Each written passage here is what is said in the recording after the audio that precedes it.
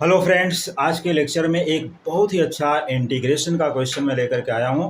तो इस क्वेश्चन को इंटीग्रेट कैसे करना है और इसकी वैल्यू कैसे निकालनी है, इसमें फार्मूले कौन कौन से यूज़ करने हैं इंटीग्रेशन के, सब कुछ मैं यहां पर बताऊंगा। लेकिन आपको बने रहना है वीडियो के एंड तक, तभी समझ में आएगा और तभी बहुत इंटरेस्ट आएगा इस क्वेश्चन का सोल्यूशन समझने में, देखने में और प्रैक्टिस करने में। तो आइए स्टार्ट करते हैं इसका सोल्यूशन।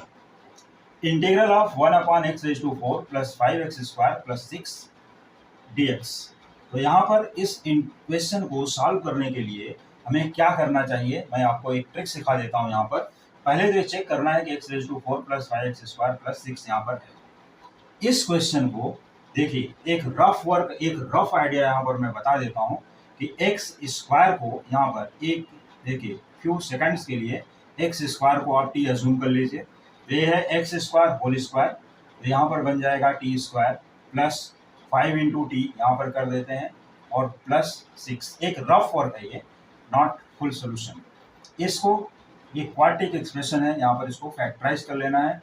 इसके फैक्टर्स हो जाएंगे t² और यहाँ 3 इंटू 2 और 3 plus 2, that is t² plus 3t plus 2t plus 6। ये हमने यूज़ कर लिया स्प्लिटिंग द मिडल टर्म, और यही आपको भी यूज़ करना है क्योंकि हमें यहाँ टी की वैल्यू नहीं निकालनी है, एक्स की वैल्यू नहीं निकालनी है, इसको करना है इंटीग्रेट। तो एकदम दिमाग लगा करके इसको फैक्टराइज कर लेना है by splitting the middle term. अगर इससे नहीं होगा तो मैं दूसरे क्वेश्चन बताऊंगा, लेकिन अभी के लिए यहाँ समझिए।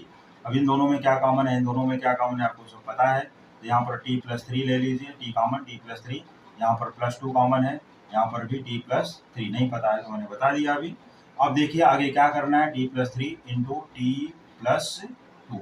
कोई भी पहले लिख सकते हो तो कोई प्रॉब्लम नहीं है, लेकिन हमारा t का वैल्यू क्या था, x²। तो हमें फाइनली x² प्लस 3 और x² प्लस 2 लिख लेना है। तो अब जो इसके फैक्टर्स हमें मिले यहाँ पर, यही हमें इसमें एंट्री कर देनी है। आप आराम से इसको एंट्री कर सकते हो, देख लीजिए। तो इंटीग्रल ऑफ सब कुछ हो गया, फैक्टराइज मैंने कर दिया, डायरेक्टली यहाँ पर इंक्लूड कर सकते हो। It is equal to integral of 1 क्या लिखना है, x² plus 3 into x² plus 2 dx। तो इसमें कोई भी पहले लिख सकते हो, x² प्लस 2 भी पहले चलेगा और x² प्लस 3 भी पहले चलेगा। अब ये रफ पार्ट है, इसको हमें यहाँ से हटा देना है, ठीक है। ये रफ वर्क हटा दीजिए, कोई प्रॉब्लम नहीं। और अगर x⁴ में भी फैक्टराइज करना है तो x⁴ के साथ भी फैक्टराइज कर सकते हो, कोई प्रॉब्लम नहीं, दोनों मेथड करेक्ट। लेकिन इसके बाद हमें जो करना है उसको देखिए क्या करना है। अब इसके बाद हम लोग मोस्टली पार्शियल फ्रैक्शन अप्लाई करते हैं। क्या करते हैं, पार्शियल फ्रैक्शन, मतलब यहाँ पर हम यहाँ ऐसा लेट करते हैं, लेट 1 अपान अपना जो नॉर्मल मेथड है वो भी बताता हूँ, डायरेक्ट कैसे करना वो भी बताता हूँ। 1/x² plus 2 into x² plus 3 है पहले, तो प्लस 3 वाला ये लिखिए। और यहाँ पर x² plus 2 equals a/x² plus 3 plus b/x² plus 2। हमें यहाँ पर निकालना होता है ए बी के वैल्यूज़, और आपको वीडियो के एंड तक बने रहना है क्योंकि मैं दोनों मेथड एक साथ यहाँ बताने वाला हूँ कि बिना ए बी लेट किए कैसे निकालोगे और ए बी लेट करके कैसे निकालोगे, ये सामने। अब हमें यहाँ पर ए बी के वैल्यूज निकालने होते हैं कि what are the values of a and b. तो देखो फ्रेंड्स, यहाँ पर ए की वैल्यू निकालने के लिए क्या करना है, जो ए के साथ यहाँ पर नंबर दिया गया है a/x² प्लस 3 है, तो उसको अपोजिट साइन कर देना है -3, और ये प्लस 2 यहाँ पर ऐड कर लेना है, इसकी वैल्यू हो जाएगी -1। ए इज -1। और बी की वैल्यू निकालने के लिए 3 को देखिए +3, ए का कांस्टेंट एज इट इज रखना है, बी वाले कांस्टेंट को माइनस साइन कर देना है, इसकी वैल्यू हो जाएगी +1। तो values of a and b are -1 and +1 respectively in this case.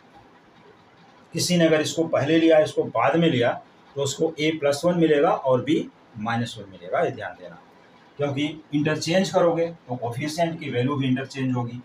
तो ये चीज़ें हैं। अब देखिए, मान लो हमने लेट नहीं किया तो क्या करना है, फर्स्ट अपान, देखो फर्स्ट कांस्टेंट मतलब a/x² प्लस 3, दो ब्रैकेट्स हैं, यहाँ पर 2 ब्रैकेट हैं, तो अब 2 कांस्टेंट ही लोगे ना यहाँ पर, ए एंड बी।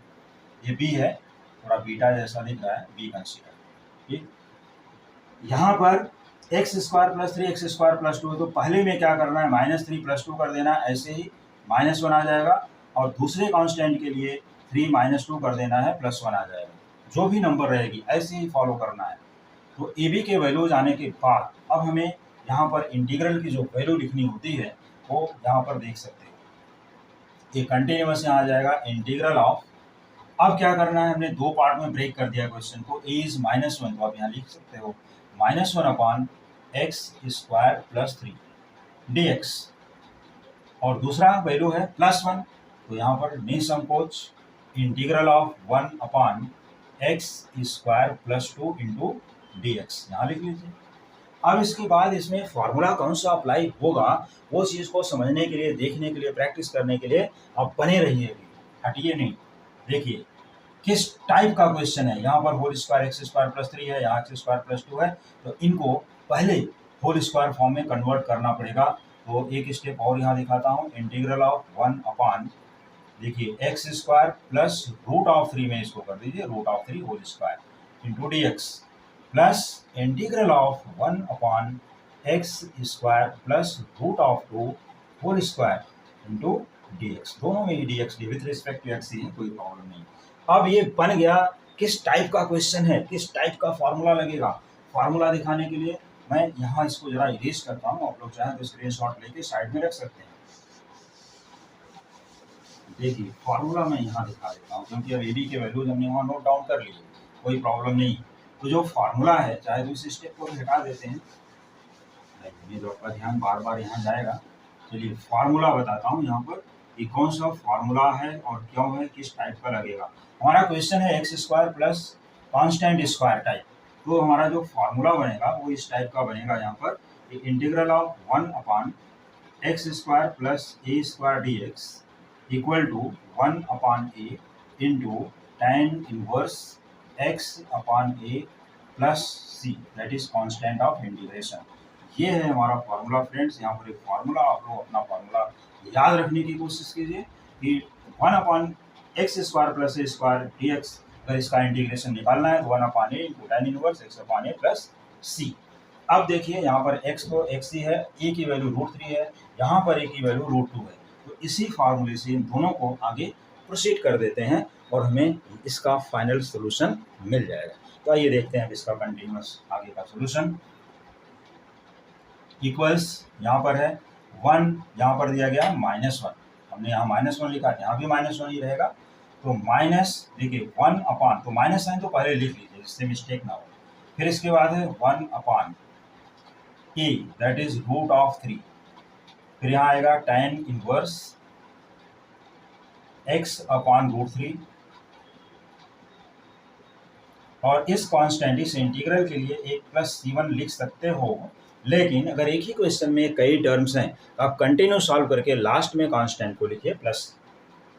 तो प्लस इसका a का वैल्यू है √2, that is 1/√2 × tan inverse x/√2, ये भी ब्रैकेट में लिख सकते हैं, और plus constant of integration, plus c यहाँ पर लिख सकते हैं।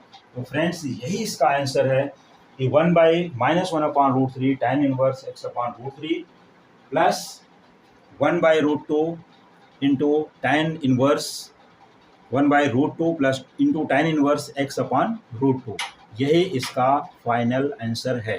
तो ये क्वेश्चन इजीली सॉल्व हो गया, जो कि इंटीग्रेशन का बहुत ही बेस्ट क्वेश्चन है। अब इसको आगे सिंप्लीफाई करने की ज़रूरत नहीं है, बिकॉज ऑफ 1/√3 एंड 1/√2। अगर ये कोफिशिएंट सेम होते या कहीं पर या नहीं होते तो हम यहाँ पर दूसरा फार्मूला भी ट्रिग्नोमेट्री के इनवर्स फार्मूले से इसको सॉल्व कर सकते थे, लेकिन अब आगे ज़रूरत नहीं है। This is the final answer, यही इसका करेक्ट आंसर है। इस टाइप से इस इंटीग्रेशन को सॉल्व किया जा सकता है, और ये बहुत ही कम स्टेप्स में मैंने इसका सोल्यूशन बता दिया है, तो बहुत ज़्यादा वास्ट सोल्यूशन लेने की ज़रूरत नहीं है। तो फ्रेंड्स इसी टाइप के और भी क्वेश्चंस बहुत से एवरी टाइप के, एवरी चैप्टर के क्वेश्चंस का सोल्यूशन पाने के लिए आप देखते रहिए कमिंग वीडियोस, और अपने कॉम्पिटिटिव एग्जाम की भी तैयारी करने के लिए मैथमेटिक्स ओलंपियाड, अदर्स जैसे JEE या अदर स्टेट सीईटी की कंपटीशन की तैयारी या अदर कोई भी कंपटीशन, रेलवेज, बैंकिंग, कोई भी कंपटीशन में आप जाओगे तो ये टाइप के क्वेश्चंस वहाँ पूछे जाते हैं। तो अपना प्रिपरेशन करिए, ध्यान रखिए और इस क्वेश्चन को अच्छे से समझिए, प्रैक्टिस करिए और भी सोल्यूशन पाने के लिए आप देखते रहिए coming videos. Thank you so much.